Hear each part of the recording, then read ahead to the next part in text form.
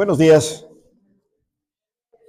Todo lo que Chacho nos dijo está correcto, nada más me faltó complementar lo siguiente. No todos son llamados al matrimonio. Hay quien simple y sencillamente se queda como está, soltero. Y además, en Cristo estamos completos. Así que su vida no es menos si se queda soltero y su vida se puede enriquecer si se casa, sí, pero no todos, repito, tienen ese llamado. Bien, siempre es un placer estar aquí, pero cuando está la iglesia llena, todavía me gozo más en ver cómo el Espíritu Santo trabaja en la vida de cada uno de los que estamos aquí. Antes de continuar, quisiera pedirles que se pusieran de pie los que nos visitan por primera vez. Queremos darle la bienvenida. No te puedes parar, Damaris, pero danos tu nombre completo. Muy bien, joven. ¿Otra vez?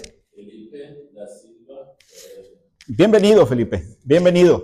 ¿Alguien más que nos acompañe hoy en la mañana? Que ya tenga muchos años de no venir. No se creas, Adelaido. Adelaido, bienvenido. Eres bienvenido aquí. Gracias a Dios porque te conocemos desde hace muchos años y porque estás aquí. Bien, como mencioné la semana pasada, hoy voy a traer un tema en particular. Es un tema que implica muchas cosas, pero le he llamado un testimonio desde el infierno. Y para esto les invito a que abran su Biblia en el Evangelio según San Lucas. Vamos a retomar de nuevo el Evangelio según San Lucas. Vamos a continuar y vamos a dar lectura desde el versículo 19 hasta el versículo 31. Como podrán darse cuenta, es la historia del rico y de Lázaro. Y esta historia, y ahorita van a ver por qué le llamo historia, no es una parábola, es una historia. Nos trae muchas enseñanzas que creo que haríamos bien en guardarlas en nuestro corazón, pero no tan solo eso. Así como cada uno de nosotros ofrendó y Samuel oró que Dios bendiga al dador alegre, este capítulo 16 de Lucas, ahorita voy a hacer un repaso así muy breve. Este capítulo 16 de Lucas nos habla de principios para el uso apropiado de las riquezas. Y voy a dar lectura primeramente al texto del verso 19 hasta el versículo 31 y luego empezaremos a comentar. Dice así Dios en su palabra: había un hombre rico que se vestía de púrpura y de lino fino y hacía cada día banquete con esplendidez. Había también un mendigo llamado Lázaro que estaba echado a la puerta de aquel lleno de llagas y ansiaba saciarse de las migajas que caían de la mesa del rico. Y aún los perros venían y le lamían las llagas. Aconteció que murió el mendigo y fue llevado por los ángeles al seno de Abraham. Y murió también el rico y fue sepultado. Y en el Hades alzó sus ojos, estando en tormentos, y vio de lejos a Abraham y a Lázaro en su seno. Entonces él, dando voces, dijo: Padre Abraham, ten misericordia de mí y envía a Lázaro para que moje la punta de su dedo en agua y refresque mi lengua, porque estoy atormentado en esta llama. Pero Abraham le dijo: Hijo, acuérdate que recibiste tus bienes en tu vida y Lázaro también males, pero ahora este es consolado aquí y tú atormentado. Además de todo esto, una gran sima está puesta entre nosotros y vosotros, de manera que los que quisieren pasar de aquí a vosotros no pueden, ni de allá pasar acá. Entonces le dijo: te ruego pues, Padre, que le envíes a la casa de mi padre, porque tengo 5 hermanos, para que les testifique, a fin de que no vengan ellos también a este lugar de tormento. Y Abraham le dijo: a Moisés y a los profetas tienen, óiganlos. Él entonces dijo: no, padre Abraham, pero si alguno fuere a ellos de entre los muertos, se arrepentirán. Mas Abraham le dijo: si no oyen a Moisés y a los profetas, tampoco se persuadirán, aunque alguno se levantare de los muertos. Que Dios bendiga su palabra. Esta es, repito, está incluido en un capítulo sobre principios para el uso apropiado de las riquezas. ¿Por qué menciono esto? Bueno, si ustedes observan el versículo 9, ahí se nos enseña un principio del uso de las riquezas, donde se nos dice que las riquezas que Dios nos ha dado para administrar, esas riquezas injustas que le llama aquí, nos deben servir, ¿para qué? Para ganar amigos que nos reciban en las moradas eternas. Lo estuvimos viendo meses atrás esto. Además, en la Escritura se nos enseña, y aquí mismo en este versículo, a no poner nuestro corazón en las riquezas porque son pasajeras. Simple y sencillamente, lo que debemos buscar hacer con el dinero que Dios nos da es usarlo y usarlo para gloria de su nombre, pero no nada más con el fin de satisfacernos a nosotros mismos. Esto puede cambiar la manera de ver la administración que tenemos de la riqueza que Dios nos da, porque a veces decimos, esto me lo he ganado, esto es mío, esto yo me lo merezco. Sin embargo, como acabamos de ver, el dinero puede ser usado para ganar amigos. ¿Cómo ganas amigos para que te reciban en las moradas eternas, allá en la presencia de Dios? Bueno, ofrenda para la palabra de Dios, ofrenda para que la palabra corra y sea glorificada, ofrenda para los folletos. Hazte tesoros en los cielos de esa manera para que puedas tener un gozo de ver quién te puede recibir allá en el cielo, de tal manera que tu dinero y el mío pueda servir para que otros conozcan al Señor Jesucristo.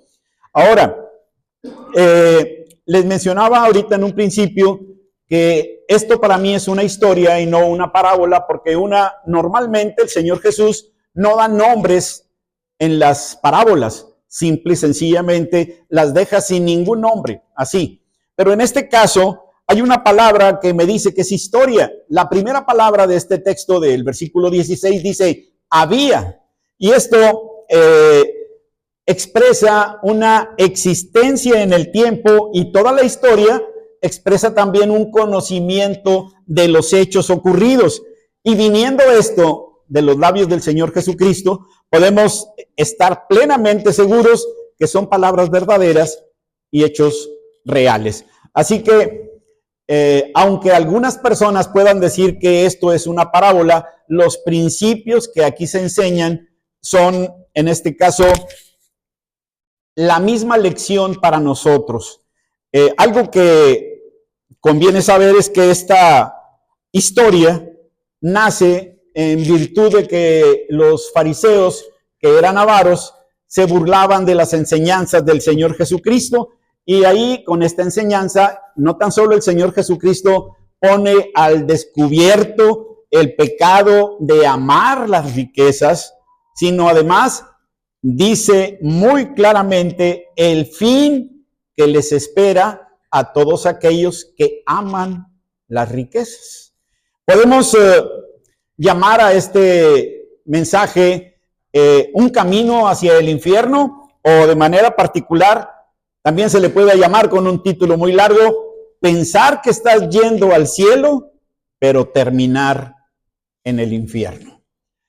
¿Por qué decimos esto? Bueno, a la mayoría de las personas que ustedes y yo les podemos hablar del Señor Jesucristo, piensan que son buenas personas. Hace una semana aproximadamente hablaba con dos amigos, compañeros de la generación, y uno de ellos me decía, es que yo soy buena persona, yo no soy tan malo. Y entonces yo saqué un billete y le digo, mira, te puedo regalar esta moneda, para no decirles de cuánto era, nada más, te puedo regalar este billete si me demuestras que eres una buena persona. Y le dije, pero te tengo que comparar con algo para ver si eres una buena persona. Y entonces dice, dale. Le dije, bueno, te voy a comparar con los 10 mandamientos. ¿Has mentido alguna vez? No, pues sí. Ya, entonces ya no eres tan buena persona. ¿Has robado? No, pues también. Y me lo encontré una semana después en una super tienda y me estaba presumiendo de cómo hacer los frijoles, porque pues yo estoy ahorita de novato en eso, ¿sí? Y entonces me dice, mira Juan, me estoy llevando 2 hojas de pasote. Dije, ¿no lo pagaste? Dice, no, son 2 hojitas, Juan. ¿Robaste? Entonces me demuestras que eres una buena persona. No, era obvio que no se ganó el billete definitivamente. Pero muchas personas que les habla uno del evangelio piensan que son buenas personas o que su religión los va a llevar al cielo, pero no es así. No es así y va a ser una sorpresa, porque si hay algo que casi puedo asegurar que hay en el infierno, es que hay muchas personas sorprendidas de encontrarse ahí. Piensan que iban rumbo al cielo, pero terminan en el infierno. Y ¿recuerdan ustedes aquellas palabras del Señor Jesucristo en Mateo capítulo 7, del versículo 21 al 23, donde el Señor les dice, no todo el que me dice Señor, Señor, entrará en el reino de los cielos, sino aquel que hace la voluntad de mi Padre que está en los cielos? Y entonces le contestan y le dicen así, muchos me dirán en aquel día, Señor, Señor, ¿no profetizamos en tu nombre y en tu nombre echamos fuera demonios y en tu nombre hicimos muchos milagros? Y entonces les declararé, nunca os conocí, apartados de mí, hacedores de maldad. Ahora, observen ustedes qué clase de personas eran estas que le estaban diciendo al Señor Jesucristo, Señor, Señor. Bueno, eran personas que habían hablado de Cristo, porque dice, ¿no profetizamos en tu nombre? Eran personas que habían usado el poder de Dios para echar fuera demonios y habían hecho incluso hasta milagros religiosos, sí, pero el Señor Jesucristo les dice, nunca os conocí, apartados de mí, hacedores de maldad. ¿Qué me dice esto? Que la religión no te lleva al cielo, que puedes pensar que tu religión te está llevando al cielo, o puedes pensar que eres una buena persona, pero no necesariamente vas a terminar en el cielo. Así que incluso, repito, habrá mucha gente sorprendida en ese lugar y algunos, como este hombre rico, se van a sorprender de encontrar a un mendigo, a un pordiosero, a Lázaro en el cielo. Y Lázaro fue llevado al cielo. Y ahorita vamos a ver cuál fue la razón. Ahora, algo más que conviene establecer antes de continuar con el mensaje, tal vez vaya a ser una introducción algo larga, es la descripción que el Señor Jesucristo hace del infierno. Porque el Hades, en el griego, es la misma palabra que el Seol en el hebreo y significa el lugar de los muertos, ¿sí? Como vamos a ver un poquito más adelante, ustedes deben recordar lo que el Señor Jesucristo dijo también en Mateo 12:40, cuando dice, la generación perversa demanda señal, pero señal no le será dada sino la señal ¿de quién?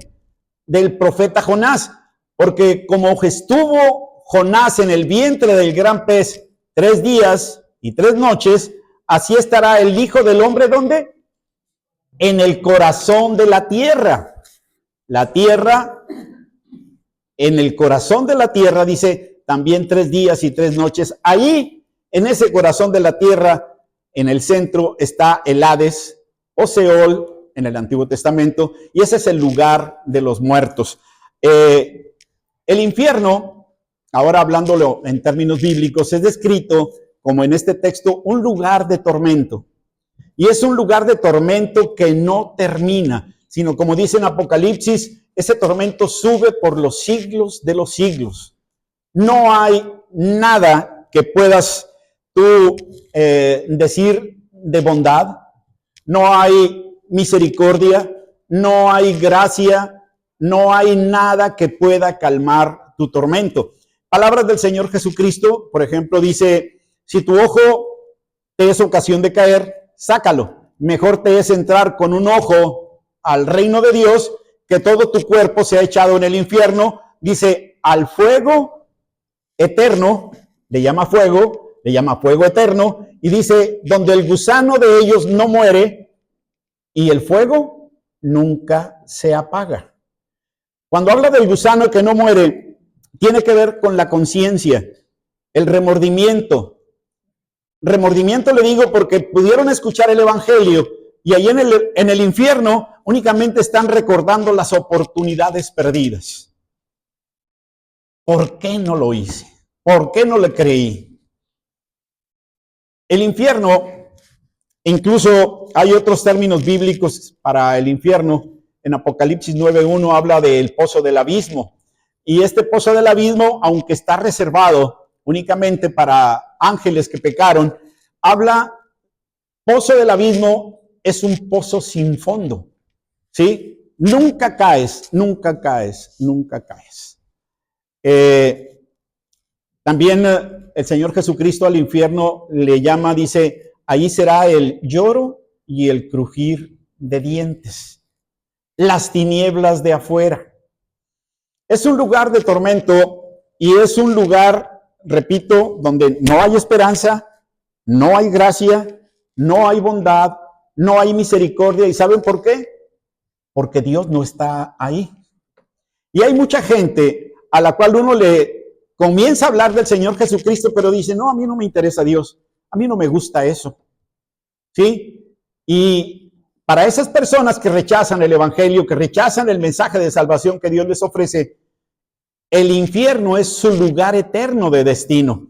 ¿Por qué razón? Porque ahí no está Dios y ellos nunca quisieron tener en cuenta a Dios en esta vida. Bueno, irán hacia allá porque ahí Dios no está. Donde está Dios es un lugar completamente diferente. Pónganse a pensar nada más en esto que les voy a decir. Si alguno de nosotros se enferma, si alguno de nosotros tiene algún padecimiento, alguna enfermedad, tenemos esperanza de que tal vez con medicamento, o tal vez si hay una intervención quirúrgica, o si pasa el virus, vamos a tener todavía algo de salud o nos vamos a recuperar algo. ¿Sí? Todo esto es nada más porque Dios en Cristo nos da de su gracia, de su misericordia, de su bondad y tenemos esperanza. Pero ahora, donde Dios no está, donde no existe nada de esto, bueno, ahí será el lloro y el crujir de dientes, como dice la Escritura. Ahora, esta es la historia de un hombre rico que fue a ese lugar de los muertos, a ese lugar donde se vio atormentado en una llama, a ese lugar donde ni siquiera podía tener una gota de agua para calmar su sed. Quiero leerles un poco del contraste, consultando algunos libros. John MacArthur dice, esta es una historia que nos habla de contrastes y de cambios muy evidentes. Escuchen, dice lo siguiente. Esta es una historia de grandes contrastes y grandes cambios. Tenemos un hombre pobre y un hombre rico. El pobre llega a ser rico y el rico llega a ser pobre. El pobre llega a ser más rico de lo que el rico jamás fue y el rico llega a ser más pobre de lo que el pobre jamás fue. El hombre pobre, es el contraste, está fuera de la casa y el rico está dentro de la casa. Veían que el hombre pobre estaba echado a las puertas de la casa del rico. Dice luego, después de la muerte, porque la muerte hace grandes cambios, hermanos. Dice, tenemos al pobre dentro de la casa y al rico fuera de la casa. Tenemos en vida un hombre pobre sin comida y un hombre rico con toda la comida que desea. Luego, después de la muerte, tenemos al pobre teniendo un gran banquete y al rico sin absolutamente nada. En vida tenemos un hombre pobre que anhela migajas y un rico que tiene un banquete. Luego tenemos a un pobre, y esto después de la muerte, a un pobre en una fiesta y al rico que anhela una gota de agua. Tenemos un hombre pobre que sufre y un hombre rico que está satisfecho. Luego, después de la muerte, tenemos a un hombre pobre satisfecho y a un rico que sufre. En vida tenemos a un pobre que es atormentado y a un rico que está feliz. Después de la muerte tenemos a un pobre que está feliz y a un rico que es atormentado. En vida tenemos un pobre que busca ayuda y un rico que no la da. Y después de la muerte tenemos un rico que busca ayuda y un pobre que no da ninguna. En vida tenemos a un hombre pobre que es un donadie y a un rico que es bien conocido. Pero después de la muerte tenemos a un pobre que tiene un nombre y a un rico que no tiene nombre. Tenemos a un hombre pobre sin esperanza y a un hombre rico con todas las esperanzas. Luego, después de la muerte, tenemos un hombre rico sin esperanza y a un hombre pobre con su esperanza satisfecha. Estos son los contrastes que vemos en esta historia y los grandes cambios. Como vamos a notar ahorita, hay un cambio. La muerte cambia todas las cosas. El personaje principal de la historia es el hombre rico. El hombre pobre no habla. El hombre rico es el personaje principal, vamos a decir, la estrella de la historia, y nos habla de su experiencia en el infierno. Y hay algo particular que solicita este hombre rico. Le dice a Abraham, por favor, manda a Lázaro para que le diga a mis hermanos que hay un infierno de tormento a fin de que no vengan ellos a este lugar de tormento. Esta es la petición de este hombre rico. Yo le he llamado a este mensaje un testimonio desde el infierno y vamos a dividirlo en 3 partes. No sé si termine ahora más que la primera parte, pero es Lázaro y el rico en vida, Lázaro y el rico en la muerte y Lázaro y el rico en la vida futura. Así que vamos a empezar a tratar este mensaje y vamos a ver a Lázaro y al rico en esta vida y lo vamos a encontrar aquí en los primeros 3 versículos del 19 al 21. Dice, había un hombre rico que se vestía de púrpura y de lino fino y hacía cada día banquete con esplendidez.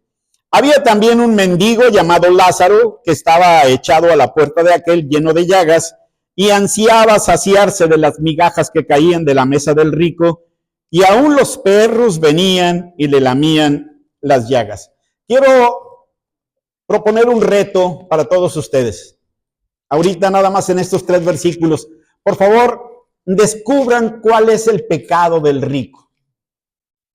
¿Sí? ¿Cuál es o cuál era el pecado del rico? De acuerdo al texto, de acuerdo a lo que se está narrando aquí en la historia. Porque es interesante, dice, era un hombre rico. Había un hombre rico. ¿Es malo ser rico? ¿Es pecado ser rico? No. Es como algo parecido a lo que va a ocurrir en los últimos tiempos, en palabras del Señor Jesucristo ahí en Lucas 17, donde dice que como fue en los días de Noé y como fue también en los días de Lot, dice, comían, vendían, compraban, se casaban, se daban en casamiento, hasta que vino el diluvio y se los llevó a todos. Bueno, ¿hay algún pecado en comprar, en vender? ¿Hay algún pecado en casarse? ¿Hay algún pecado en darse en casamiento? No, no hay. ¿Qué fue lo que condenó a esas personas? ¿Y qué fue o qué es lo que condena a este hombre rico? Porque no hay pecado en ser rico. Abraham fue un hombre muy rico. Job fue un hombre muy rico. José de Arimatea también era un hombre rico y hasta se dio un sepulcro nuevo porque ahí fuese colocado el cuerpo del Señor Jesús. ¿Sí? No hay ningún problema en las riquezas, pero los judíos veían la riqueza como una bendición de Dios y a los pobres los veían como malditos de Dios. ¿Sí? Así que si soy rico, soy bendito de Dios. Y los fariseos, como eran avaros, ellos se consideraban benditos de Dios y decían, nosotros vamos a ir al seno de Abraham, a ese lugar de banquete, a ese lugar de fiesta. Pero bueno, esto es nada más un punto, una de las características que se menciona de este hombre. Era un hombre rico y al mismo tiempo era un hombre religioso. ¿Por qué razón les digo esto? Porque ellos pensaban que el ser rico era una bendición de Dios y eso les acercaba más a Dios. Ahora, también encontramos que este hombre vestía de púrpura y de lino fino. Estas eran vestiduras reales. Hay algo que es muy interesante. ¿Notan ustedes cuando, antes de continuar, que cuando dice, había un hombre rico, menciona que ganó su dinero deshonestamente? No. ¿Menciona que ganó la lotería? No. No hizo aparentemente nada indebido con las riquezas que se le dio en ese sentido. No se las ganó ilícitamente. La púrpura y el lino fino eran muy caras. Y no se nos dice que hubiese metido la tarjeta y que la tarjeta ya estuviera saturada, ¿verdad? No se dice nada de esto. Hoy en día, tal vez hay aquí muchas tarjetas bien usadas, bien calientitas, de tanto uso por vestirnos bien. Bueno, de este hombre no se nos dice que hubiese cometido ese tipo de cosas. Entonces, no hay nada malo en vestir bien, hermanos. No hay nada malo en vestir bien. Añado un poco a lo que Juan Enrique mencionó, por ejemplo, del vestuario de la mujer. Primera de Pedro, capítulo 3. Ahí del 1 al 7, léanlo. Van a encontrar cuál es el vestuario de la mujer y habla de una conducta casta y respetuosa. El ornato, el adorno de una mujer es una conducta casta, es una conducta respetuosa. Y también dice claramente en el versículo 7, aun y cuando sea un solo versículo, parece que está impreso en negritas, porque dice, vosotros maridos igualmente vivid con ellas sabiamente, dando honor a la mujer como a vaso más frágil y como a coherederas de la gracia de la vida. Si no lo ven en negritas, subráyenlo entonces, ¿sí? Porque esa es la responsabilidad que tenemos los varones. Ahora, este hombre también tenía otra característica, aparte de ser rico, aparte de vestir de lino fino y de púrpura, dice, hacía cada día banquete con esplendidez. No sé cuál sea el restaurante más suntuoso que puede haber aquí en Monterrey, donde hay el buffet grande, ¿verdad? Que donde uno dice, oye, aquí están todos los platillos más suculentos, los más deseables, pero todos los días ese hombre tenía banquete, todos los días. No se nos dice que este hombre no guardara los ayunos propuestos por la ley. Era un hombre que hacía banquete cada día con esplendidez. No se nos dice que era un glotón, porque si hay algo que condena también la Escritura, son los excesos en beber y en comer. Pero este hombre rico no tenía ese problema.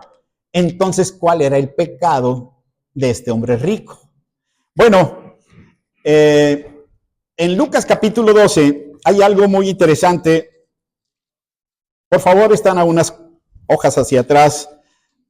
Y vamos a encontrar a un rico insensato desde el versículo 13 hasta el versículo 21. El Señor Jesús estaba enseñando la palabra de Dios, cómo entrar al reino de Dios. Y entonces uno de la multitud le dice, versículo 13, Maestro, di a mi hermano que parta conmigo la herencia. Mas él le dijo, hombre, ¿quién me ha puesto sobre vosotros como juez o partidor? Y les dijo, mirad y guardaos de toda avaricia, porque la vida del hombre no consiste en la abundancia de los bienes que posee. También les refirió, aquí sí, una parábola diciendo, la heredad de un hombre rico había producido mucho y él pensaba dentro de sí diciendo, ¿qué haré? Porque no tengo dónde guardar mis frutos. Y dijo, esto haré, derribaré mis graneros y los edificaré mayores y allí guardaré todos mis frutos y mis bienes. Y le diré a mi alma, alma, muchos bienes tienes guardados para muchos años. Repósate, come, bebe, regocíjate. Pero Dios le dijo, necio. ¿Por qué le dijo necio? Todo aquel que ama las riquezas y que gasta su vida en hacer más y más y más dinero, no yo, sino Dios le llama necio. Y dice, Dios le dijo, necio, esta noche vienen a pedirte tu alma y lo que has provisto, ¿de quién será? ¿Y qué enseñanza hay en el último versículo del 21? Dice, así es el que hace, ¿para qué? Para sí tesoro y no es rico para con Dios. No hizo tesoros en los cielos. Únicamente el dinero era para él. Los demás no le importaban. Yo creo que esto es un principio bastante elemental para todos aquellos que obtenemos un ingreso. El ingreso que tenemos no es solo para nosotros. Lo primero que tú y yo debemos hacer con los ingresos que Dios nos da, porque Él te da la fuerza, Él te da el empleo, Él te da la sabiduría para poder trabajar y obtener un ingreso. Lo primero que tienes que hacer es darle a Dios lo que es de Dios, darle al César lo que es del César. Pero también, como en el tiempo del Antiguo Testamento, en las cosechas se dejaba algo, no se espigaba todo o no se cegaba todo, sino se dejaba también para los pobres. Nosotros también tenemos que aprender a compartir con el que no tiene. ¿Sí? Se nos dice que practiquemos la hospitalidad y que ayudemos para las necesidades de los santos. Eso está en Romanos. Pero observen ustedes algunos textos aquí muy interesantes. Vayan por favor ahora a la primera carta del apóstol Pablo a Timoteo en el capítulo número 6. Y observen la enseñanza que se nos da, porque en el capítulo 4 de Filipenses, el apóstol Pablo, y quiero que vean esto muy interesante, yo sé que estoy en primera Timoteo, pero en Filipenses capítulo 4, el apóstol Pablo está diciendo, sé tener abundancia y sé padecer necesidad. He aprendido a vivir, en este caso, de acuerdo a lo que Dios me presente. Pero después dice, todo lo puedo en Cristo que me fortalece, tanto para tener abundancia como para tener necesidad. Ese texto de Filipenses 4:13 tiene que ver principalmente con eso, con aprender a vivir en abundancia o aprender a vivir cuando estamos en necesidad. Pero haciendo un eco de ese texto, vayan aquí a 1 Timoteo capítulo 6 y dice en particular en el versículo 6, pero gran ganancia es la piedad acompañada de contentamiento. Esa palabra de contentamiento es algo que deberíamos aprender bastante bien. Dice, porque nada hemos traído a este mundo y sin duda nada podremos sacar. Así que teniendo sustento y abrigo, estemos contentos con esto. Porque los que quieren enriquecerse caen en tentación y lazo y en muchas codicias necias y dañosas que hunden a los hombres en destrucción y perdición. Versículo 10. Porque raíz de todos los males es el dinero. No dice así. Raíz de todos los males es el amor al dinero. No es el dinero, es el amor al dinero. Y dice, el cual codiciando algunos se extraviaron de la fe y fueron traspasados de muchos dolores. Váyanse hasta el versículo 17. Dice, a los ricos de este siglo manda que no sean altivos, ni pongan la esperanza en las riquezas, las cuales son inciertas, sino en el Dios vivo que nos da todas las cosas en abundancia para que las disfrutemos. Observen, hay ciertos textos aquí en la Escritura que nos enseñan sobre las riquezas, pero por lo pronto aquí se nos pide que no pongamos nuestra confianza en las riquezas, que no amemos las riquezas. Y te dice también el Señor que ¿para qué pones tus ojos? Dice, no te afanes por hacerte rico. Sé prudente y desiste. ¿Por qué has de poner tus ojos en las riquezas siendo ningunas? O como dice también el Señor Jesús ahí en Marcos 8:36, ¿de qué aprovechará al hombre si ganare todo el mundo y perdiere su alma? ¿O qué recompensa dará el hombre por su alma? Este texto, aparte de enseñarme que el dinero que Dios me da, si lo uso bien, va a ser de bendición no tan solo a un servidor, sino a la causa de Dios y también al resto de las personas que están necesitadas. También me enseña que las riquezas no te salvan de ir a la muerte. Lo vamos a ver ahorita, porque la muerte toca a la puerta del pobre y también toca a la puerta del rico. Así que ser rico no te salva de morir, tarde o temprano. A veces los que tienen más riqueza se van más rápido. ¿Por qué? Porque se exceden en muchas cosas porque tienen la oportunidad y son cosas que pueden hacer daño. Algo que, déjenme hacer un paréntesis nada más. En los días de muertos hay mucha gente que le lleva ofrendas de comida a la persona que ya murió y le llevan lo que más les gustaba, pero desgraciadamente lo que más les gustaba era lo que los llevó a la tumba, ¿sí? Desgraciadamente eso ocurre. Ahora, aquí hay algo muy interesante. Este hombre rico esperaba ir al cielo porque se consideraba un bendito de Dios por sus riquezas, pero al fin de cuentas termina en el infierno. Los fariseos, que eran avaros, admiraban la vida de este hombre rico y también esperaban ir al cielo, pero terminan o van a terminar en el infierno. Pero esto no tan solo es para ellos, sino también para todas aquellas personas que están pensando ir al cielo. Pueden terminar en el infierno si no hacen un uso administrado o bueno de lo que Dios les ha confiado. ¿Qué dice la Escritura en Proverbios 14:12? Dice, hay camino que al hombre le parece derecho. Voy bien, no soy tan malo. Yo no soy como este o como aquel o como aquellos. Hay camino que al hombre le parece derecho, pero su fin es camino de muerte.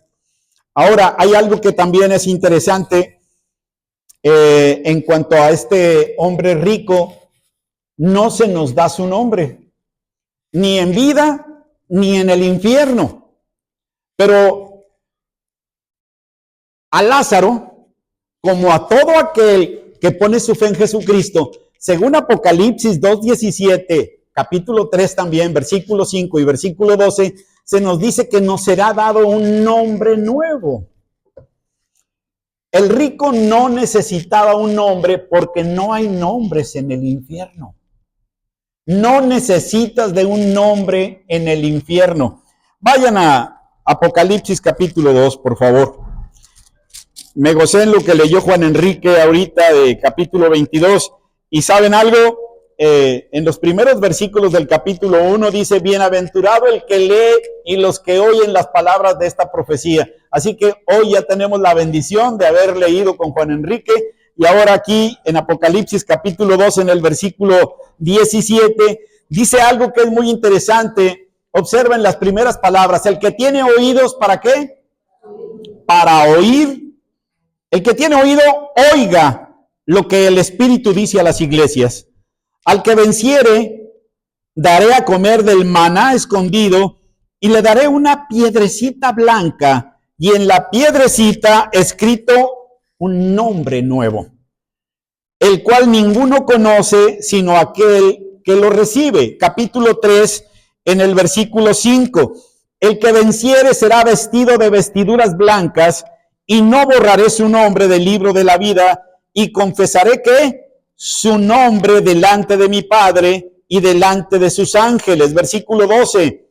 Al que venciere, yo lo haré columna en el templo de mi Dios, y nunca más saldrá de ahí, y escribiré sobre él el nombre de mi Dios y el nombre de la ciudad de mi Dios, la nueva Jerusalén, la cual desciende del cielo de mi Dios, y mi nombre nuevo. En el infierno no hay necesidad de nombres. En vida el rico era muy conocido por todos, pero después de la muerte, ahí hubo un gran cambio, y en el infierno no va a ser conocido. Las grandes personas, los grandes reyes, los grandes gobernantes, aquellos que han hecho un impacto en la vida de este mundo, al estar en el infierno, ya no serán conocidos ni distinguidos. En el infierno habrá grandes y pequeños, y no se refiere a edades, se refiere en rango, ¿sí? Grandes en rango o pequeños en rango, en el infierno no habrá distinción. Tú no tienes un nombre en el infierno. Sin embargo, Lázaro, ¿de dónde viene el nombre de Lázaro? Bueno, viene de el nombre Eliezer, que significa Dios ha ayudado. Lo que este nombre nos describe es lo que Dios hizo por este pobre Lázaro. Lázaro no tenía en sí ningún mérito, sino simple y sencillamente le pidió a Dios en medio de su dolor, le pidió a Dios en medio de tanto anhelo por saciarse de migajas, que Dios lo ayudó y lo llevó al cielo. Es muy probable que Lázaro, en medio de toda su miseria, haya buscado a Dios. Ahora, hablando un poco más de Lázaro, aquí dice que Lázaro era un mendigo que estaba echado a las puertas del rico. La palabra echado significa arrojado, no se podía mover y es muy probable que fuera paralítico. Así que, ¿de dónde venían las llagas? Bueno, venían de estar en una sola posición, y al estar en una sola posición y no poderlo mover, ahí estaban las llagas. De hecho, las llagas que se describen aquí en Lázaro son las mismas que se describen también en Apocalipsis capítulo 16, el versículo 2, no lo busquen, lo voy a leer, donde dice: el primer ángel fue y derramó su copa en la tierra, y se produjo una llaga repugnante y maligna en los hombres que tenían la marca de la bestia y que adoraban su imagen. Lázaro, un hombre pobre, un hombre que estaba arrojado a las puertas del rico. El rico, ¿qué hacía? Bueno, como ustedes y yo, no sé cuántas veces al día salgan de su casa, pero Lázaro estaba a la puerta de la casa del rico, y el rico entraba y salía, lo veía, pero no le importaba, no le interesaba, era indiferente en este caso a Lázaro. Y creo que voy a terminar tal vez unos minutos más, ya nada más, y termino esta primera parte porque les quiero mencionar algo. La Biblia dice, creo que es Proverbios 19:17, a Jehová presta, ¿quién? El que da al pobre. ¿Y qué nos dice ahí mismo en Proverbios, en el capítulo 21, en el versículo 13? Déjenme se los leo porque esto es algo bastante importante. Dice: el que cierra su oído al clamor del pobre, también él clamará y no será oído. Proverbios capítulo 3, versículos 27 y 28. Escuchen si no tienen tiempo de buscarlo en la Biblia. Dice: no te niegues a hacer el bien a quien es debido cuando tuvieres poder para hacerlo. No digas a tu prójimo: anda y vuelve y mañana te daré, cuando tienes contigo que darle. Lázaro era la última oportunidad que tuvo este hombre rico de mostrar que tenía un corazón acorde al corazón de Dios. La Biblia se nos dice, sed pues misericordiosos como vuestro Padre Celestial es misericordioso. Pero si tú no tienes misericordia del necesitado, tú no tienes misericordia del enfermo, tú no tienes misericordia del pobre, tú no estás mostrando un corazón como el de Dios. ¿Saben? Tanto conocemos nosotros, por ejemplo, Juan 1:12, donde nos dice, en palabras del Señor Jesús o del autor, dice, mas a todos los que le recibieron, a los que creen en su nombre, les dio potestad de ser hechos hijos de Dios. ¿Sí? Los hijos de Dios reflejan los rasgos de Dios. Los hijos del diablo, ahí en Juan 8 lo pueden buscar, dice, vosotros sois de vuestro padre el diablo, porque los deseos de vuestro padre queréis hacer. Los hijos del diablo reflejan también las características del diablo. Así como en una familia, voy a usar a tu familia, Hilda, Damaris parece, pero está retratada a ti, ¿sí? Porque, bueno, Arturo y tú la procrearon, salió a ti, ahí están las características. Así es en lo espiritual. En lo espiritual, los hijos de Dios reflejamos el carácter de Dios. Los hijos del diablo reflejan el carácter del diablo. Y cuando tú no tienes compasión, cuando tú ves a tu hermano padecer necesidad y nada más le dices que Dios te bendiga cuando tienes cómo ayudarle, tú no estás mostrando misericordia o compasión. Acompáñenme a Santiago capítulo 2, por favor.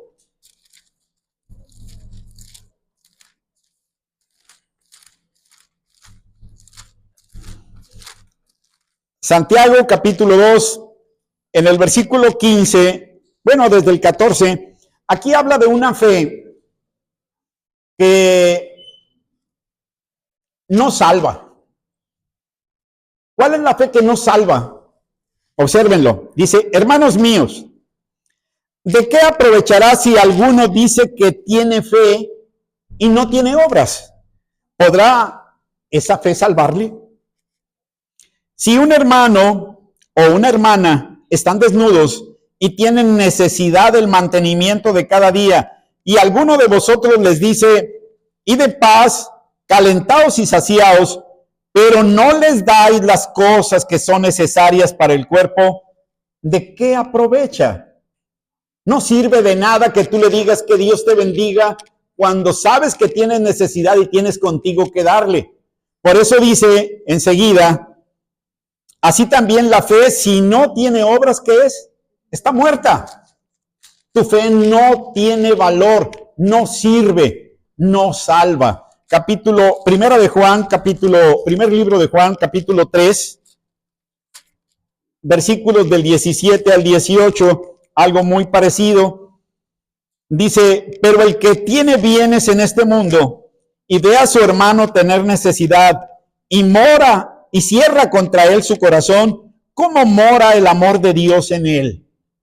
Pocas palabras, no hay misericordia, no hay compasión, no hay amor por los demás. Entonces, ¿qué dice? ¿Cómo mora el amor de Dios en él? Hijitos míos, no amemos de palabra ni de lengua, sino de hecho y en verdad. ¿Qué fue lo que condenó al rico entonces? Que únicamente usó sus recursos para él. No pensó ni en darle a Dios lo que es de Dios, ni en ayudar a sus prójimos. Por eso estamos ahí en primer libro de Juan. Búsquenme por favor Santiago 4:17. Este es un versículo muy interesante porque cuando una persona le hace daño a otra, hasta nosotros lo condenamos. Pero Dios aquí en este texto no está condenando que el hombre rico le haya hecho daño a Lázaro, sino simple y sencillamente en que tenía toda la oportunidad de hacerle algo bueno y no lo hizo. ¿Qué dice Santiago 4:17? Y al que sabe hacer lo bueno y no lo hace, le es pecado. Le es pecado.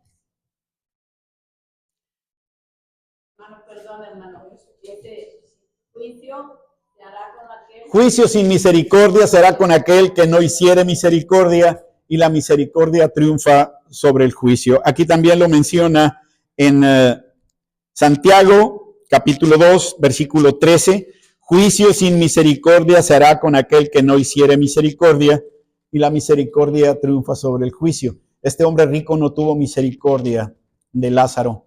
Pero para terminar, ya para cerrar la primera parte de este texto, acompáñenme a Mateo, capítulo 25.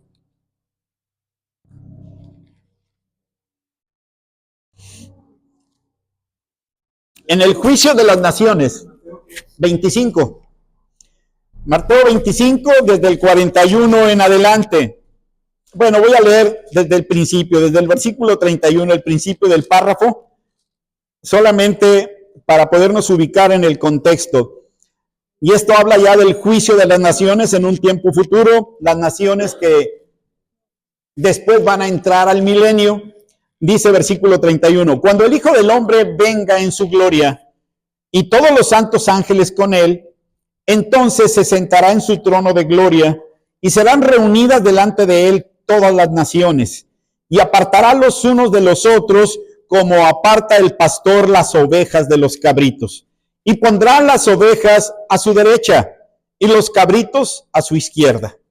Entonces el rey dirá a los de su derecha, venid, benditos de mi Padre, heredad del cielo preparado para vosotros desde la fundación del mundo, porque tuve hambre y me disteis de comer, tuve sed y me disteis de beber, fui forastero y me recogisteis, estuve desnudo y me cubristeis, enfermo y me visitasteis, en la cárcel y vinisteis a mí. Entonces los justos le responderán diciendo, Señor, ¿cuándo te vimos hambriento y te sustentamos, o sediento y te dimos de beber? ¿Y cuándo te vimos forastero y te recogimos, o desnudo y te cubrimos? ¿O cuándo te vimos enfermo o en la cárcel y vinimos a ti? Y respondiendo el rey les dirá, de cierto os digo que en cuanto lo hicisteis a uno de estos mis hermanos más pequeños, a mí lo hicisteis. Entonces dirá también a los de la izquierda, apartaos de mí, malditos, ¿a dónde? Al fuego eterno, preparado ¿para quién? ¿Para quién se hizo el fuego eterno?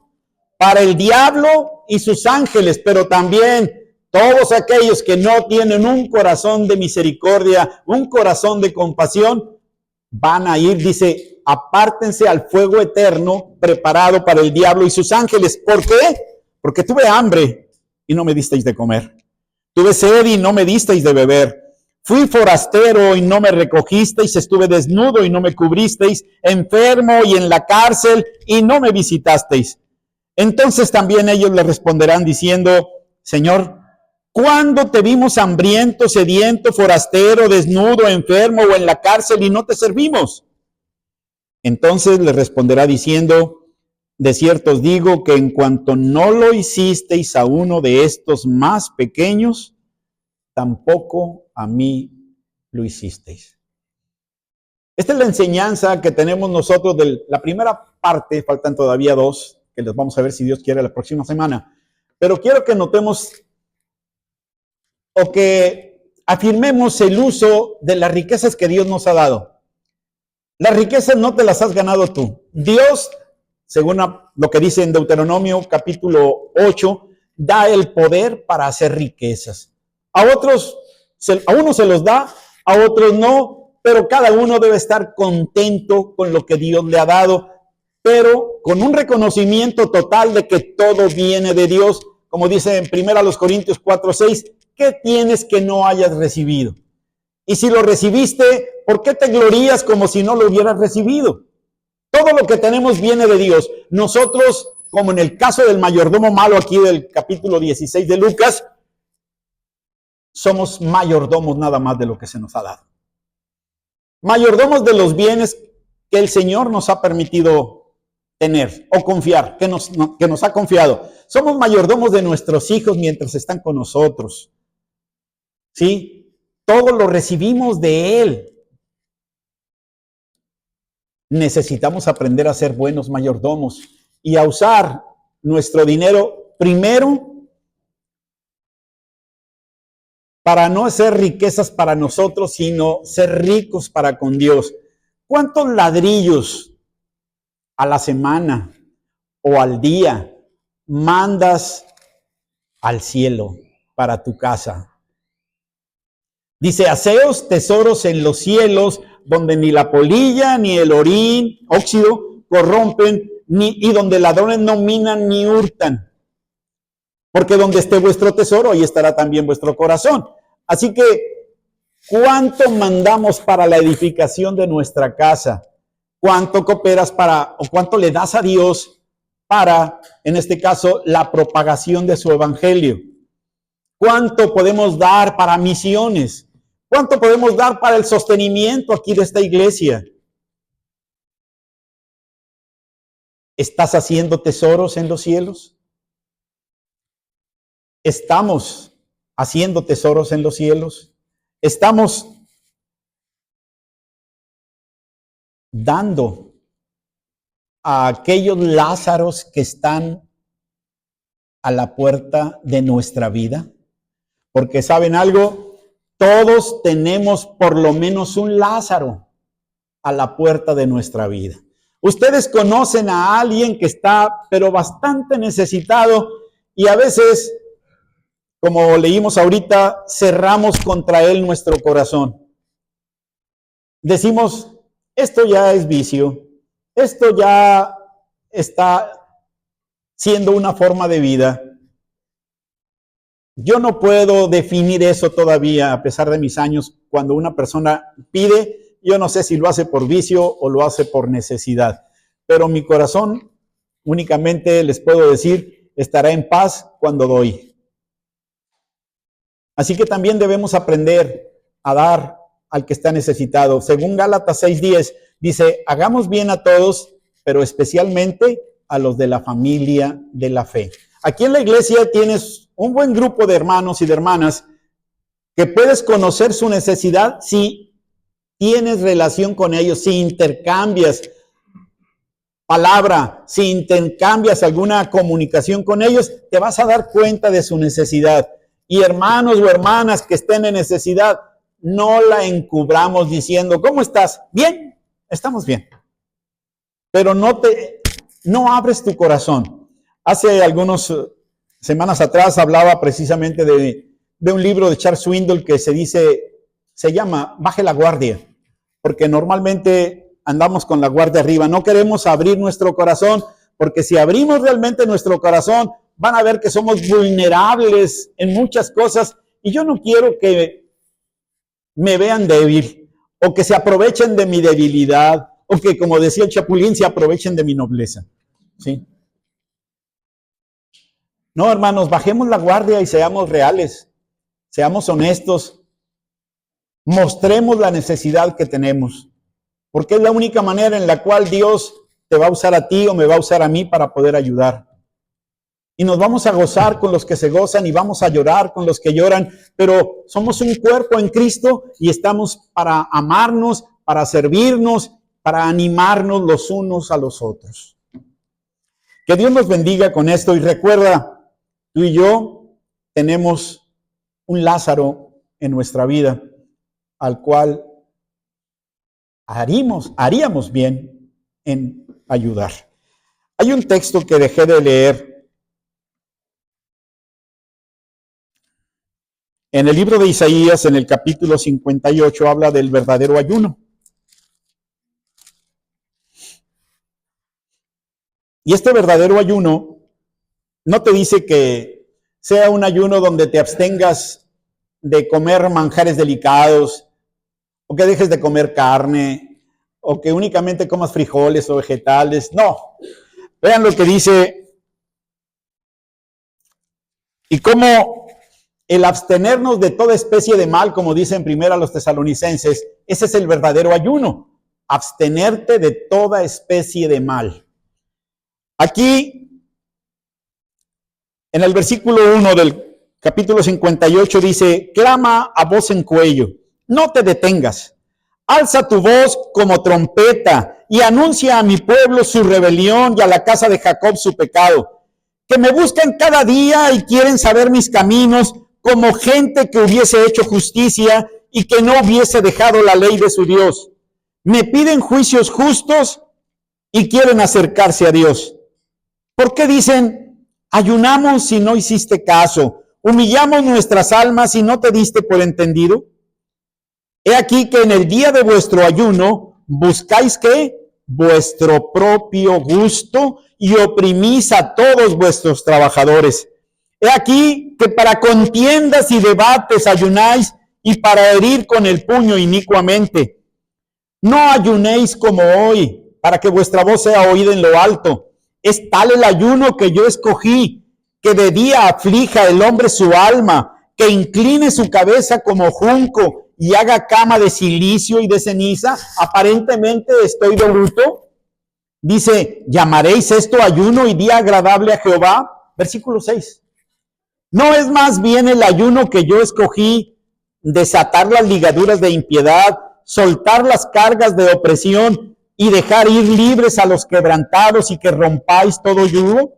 ¿No es que partas tu pan con el hambriento y a los pobres errantes albergues en casa, que cuando veas al desnudo lo cubras y no te escondas de tu hermano? Sigo leyendo. Entonces nacerá tu luz como el alba y tu salvación se dejará ver pronto.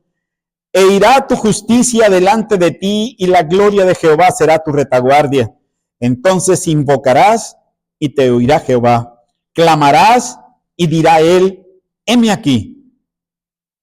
Si quitares de en medio de ti el yugo, el dedo amenazador y el hablar vanidad, y si dieres tu pan al hambriento y saciares al alma afligida, en las tinieblas nacerá tu luz y tu oscuridad será como el mediodía.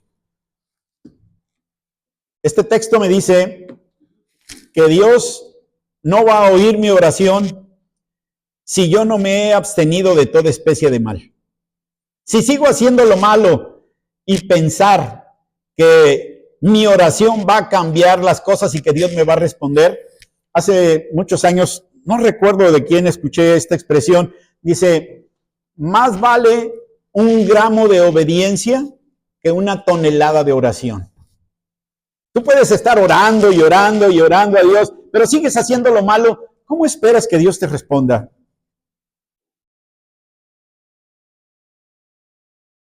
Que Dios cambie nuestro corazón y nos ayude a conformarnos a su palabra. Vamos a orar. Padre bendito, alabamos tu nombre, te damos muchas gracias por esta oportunidad que nos das de exponer tu palabra. Ahora, Señor, que tu Espíritu Santo la aplique a nuestra vida y que tú, a través de tu Espíritu Santo, puedas corregir caminos equivocados. A través de tu palabra, redargúyenos también para conformar nuestro corazón al tuyo y ser misericordiosos como tú eres misericordioso. A ver que hay mucha gente necesitada, pero que si nosotros podemos satisfacer esa necesidad, nos muevas a dar para gloria de tu nombre. Y que esto lo hagas para que podamos mostrar que realmente somos hijos tuyos. Bendice a los que aquí estamos y en particular te ruego que aquellos que todavía no tienen una relación personal contigo, la puedan tener también para que su vida cambie y sean conformados a la imagen de nuestro Señor Jesucristo. Gracias por este tiempo, en el nombre de Jesús. Amén.